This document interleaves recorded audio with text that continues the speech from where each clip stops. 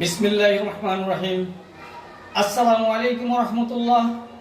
প্রিয় দেশবাসী, আজ বাংলাদেশের স্বাধীনতা দ্বিতীয় স্বাধীনতা অর্জন হলো।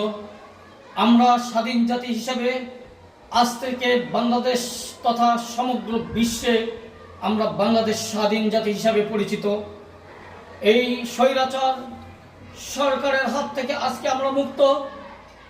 অনেক ছাত্র, অনেক ছাত্রী, অনেক জনতা, অনেক আপামর আজ প্রাণ দিয়ে আমাদের দিয়ে গেল সেই স্বাধীনতা।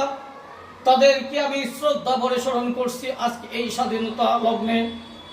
আজকে যারা স্বৈরাচার তারা দেশ থেকে পলায়ন করেছে, এই পলায়নের রজত জয়ন্তী বাংলাদেশের সমস্ত মানুষের মুখে মুখে হাসির চিহ্ন।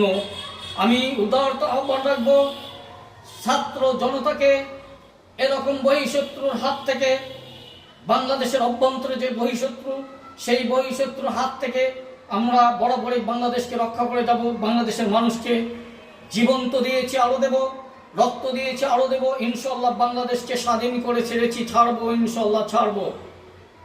আর কোনো স্বৈরাচার যদি মাথাচাড়া দিয়ে ওঠে তাদেরকে আমরা করহস্তে দমন করব। যদিও বুকের তারা রক্ত আবারও যায়, আমরা দিতে প্রস্তুত। বাংলাদেশ স্বাধীন দেশ।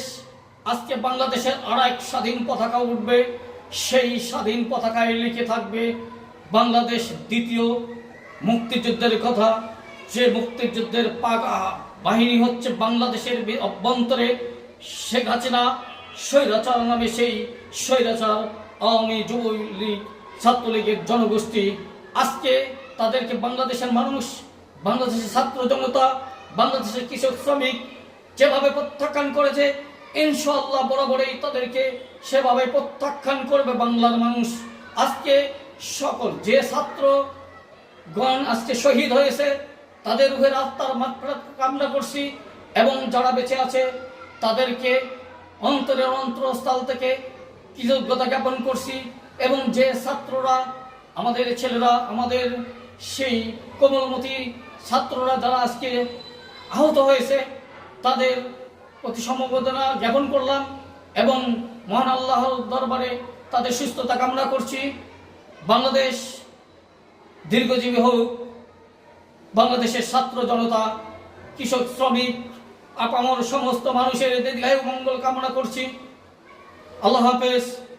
বাংলাদেশ জিন্দাবাদ। বাংলাদেশের ছাত্র জনতা জিন্দাবাদ।